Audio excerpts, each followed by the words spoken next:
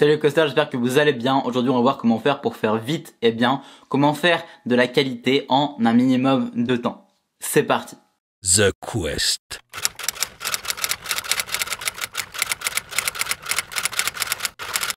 Bon, il y a des tas de situations dans lesquelles on doit travailler vite et en même temps faire de la qualité. Principalement en tant qu'entrepreneur, évidemment, dans les tâches qu'on fait tout au long de notre journée, dans notre vie professionnelle, mais aussi ça peut être dans notre vie perso. Peut-être que vous devez prévoir vos vacances d'ici le lendemain et que justement vous n'avez pas forcément beaucoup de temps, donc pour le faire vite, bien et rapidement. Voilà. Donc il y a plein de situations dans lesquelles il faut faire vite et bien. Ce qu'on va voir du coup aujourd'hui, c'est surtout comment faire justement rapidement et en même temps en le faisant de la meilleure manière possible, ou en tout cas au mieux de nos capacités, au mieux par rapport au temps qu'on a par rapport à notre échéance. Alors comment faire concrètement?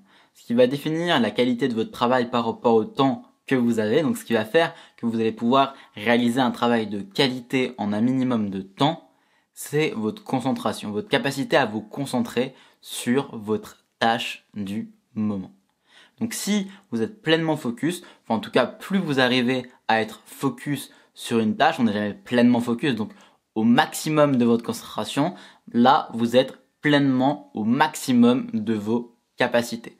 Donc en fait on va voir surtout comment se concentrer au maximum sur notre tâche pour être pleinement efficace. Alors première astuce pour être plus concentré dans ce que vous devez faire, pour augmenter votre concentration. Ça va être de réaliser des processus écrits. Donc d'écrire le processus et de décortiquer votre processus pour l'améliorer à chaque fois que vous le répétez. C'est-à-dire, donc typiquement si vous faites quelque chose qui se répète toutes les semaines, tous les mois, tous les 2 mois, tous les ans même, écrivez complètement le processus que vous parcourez pour réaliser cette tâche. Typiquement, voilà, si vous devez régulièrement réaliser des discours devant une assemblée ou même en réunion, que vous devez prendre la parole sur un sujet en réunion, processez, écrivez directement les différentes étapes qui vous permettent justement de préparer ce discours, de préparer cette prise de parole pendant la réunion ou pendant l'assemblée. Et comme ça, vous aurez toujours les grandes bases pour vous préparer justement à cette prise de parole. Plus vous allez répéter le processus, plus vous pourrez faire quelque chose de précis à l'écrit et plus ça sera pertinent, plus votre prestation sera pertinente quand vous prendrez la parole. Typiquement là, si vous prenez un sujet comme je sais pas, le marketing sur un sujet très pointu de votre entreprise, la première fois voilà, ça va prendre du temps de réaliser le processus à l'écrit, etc. Voilà, vous allez essayer d'intellectualiser un peu comment ça se passe concrètement. La deuxième fois, ça va être un peu plus simple déjà. Ensuite, la troisième fois, vous allez rentrer un peu plus en profondeur dans le processus. La quatrième fois, ça va être simplement utiliser ce processus. La cinquième fois, ça va être encore de l'améliorer, de le peaufiner, plus de l'utiliser. Et au final, vous allez gagner du temps et surtout en pertinence dans ce que vous allez faire. Donc, processez les différentes actions qui se répètent au quotidien et vous allez voir que vous serez beaucoup plus pertinent dans ce que vous proposez tout au long de votre journée, que ce soit entrepreneuriale ou de votre journée même personnelle. Évidemment, c'est moins pertinent de le faire dans sa vie personnelle.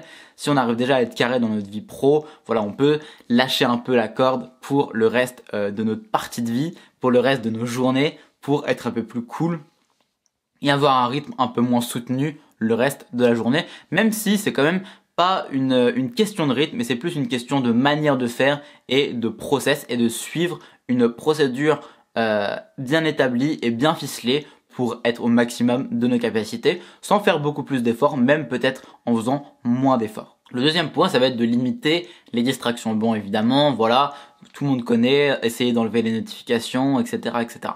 Maintenant, une fois que vous avez fait ça, est-ce que vous avez toujours des distractions autour de vous?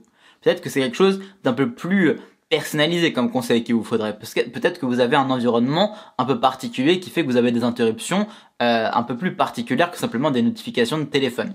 Donc regardez concrètement, essayez d'anticiper les potentielles distractions qui pourraient arriver. Donc regardez autour de vous, regardez dans votre journée ce qui vous distrait. Est-ce que aujourd'hui vous êtes encore distrait par certaines choses qui du coup vous prennent de l'espace mental? Est-ce que quand vous êtes en train de travailler, vous êtes pleinement focus, ou est-ce que vous pensez à autre chose? Est-ce qu'il y a quelque chose qui vous distrait? Qu'est-ce qui se passe concrètement? Et s'il se passe des choses, si vous êtes distrait, par quoi, comment. Essayez d'anticiper ça un maximum et de limiter justement les effets potentiels des distractions et même de limiter ces distractions à l'avance.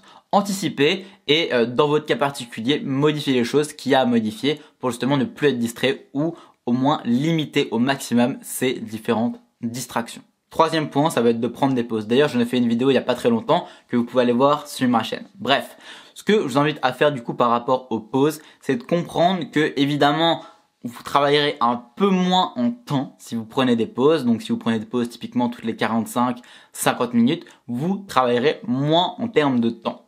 Mais vous allez être tellement plus pertinent au bout d'un moment, au bout de 3, 4, 5 heures de travail, que forcément, naturellement, vous allez être plus efficace sur la journée globale.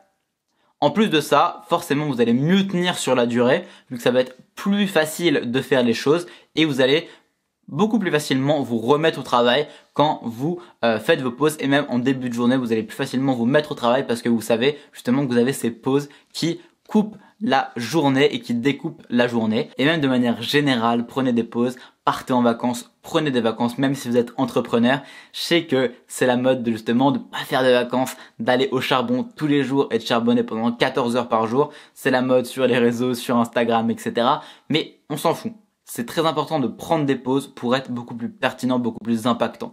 La plupart des entrepreneurs qui disent justement qu'ils travaillent tous les jours et qui prennent pas de pause depuis 10 ans, c'est en général du bullshit, c'est juste du marketing, une marque personnelle. Mais allez franchement prendre des vacances, ça fera vraiment la différence par rapport à la qualité de votre travail. Donc ne négligez pas ce point-là. Voilà, maintenant si vous voulez aller un peu plus loin par rapport à la concentration, que on voit un peu de manière un peu plus personnalisée comment faire pour améliorer votre concentration, je vous invite à prendre un coup de boost, c'est le premier lien dans la description, comme ça on creusera un peu comment faire pour améliorer de manière un peu plus spécifique votre concentration.